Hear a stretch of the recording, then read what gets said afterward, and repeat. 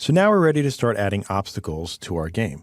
Before we actually do that, we're going to need to clean up some of our sprites. Let's go into the sprite folder and take a look at the chair. You'll see that the pivot point is set to center. That means its 0, 0 position is going to be in the center of the sprite.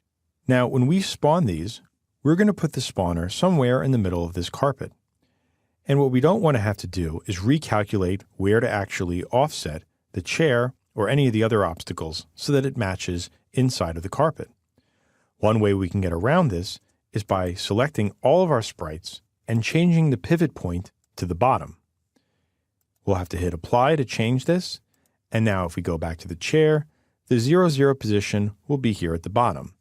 Now when we put our spawner here in the middle of the floor, the chair's 0, 0 position will be set to where the spawner is, and the rest of the artwork will flow up from there.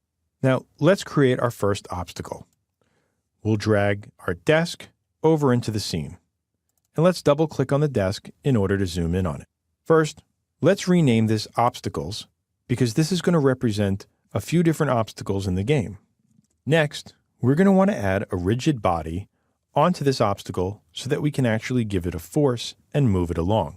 Let's go to our component, and we can filter out all the different types of components available by using the search window. Here, we'll search for a rigid body 2D. A rigid body 2D is what actually applies gravity to our object. Since we don't need our obstacles to have gravity, we're going to change the gravity scale to 0. Let's also make it a fixed angle. This way, if anything collides with it, it doesn't try to rotate. And finally, let's check is kinematic. By selecting this, we're telling the physics engine that this object is a solid body. So when another collider runs into it, it won't move the obstacle out of the way. The goal being, when the player hits an obstacle, the obstacle is going to push the player off of the screen. Now, before we make this move, let's test out how this looks in our scene. We'll slide this over by the ground. As you can see, the ground is in front of our object. Let's take a look. Our obstacle Z position is 0. If we look at the foreground, we see that it's also set to 0. Let's change the foreground's Z value to 1 so that the desk and any other object we put in the game will sit above this layer. Now we can move this up slightly and put it off to the side again. One last thing that we want to do is make this into a prefab.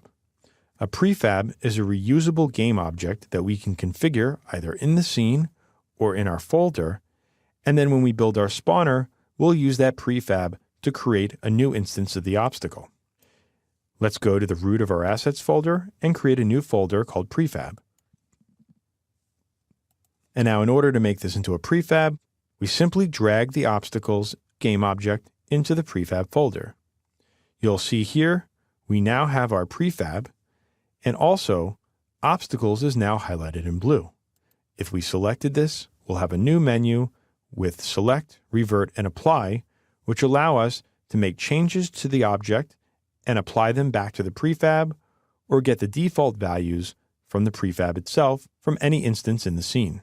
Up next, we'll look into how to move this obstacle across the screen.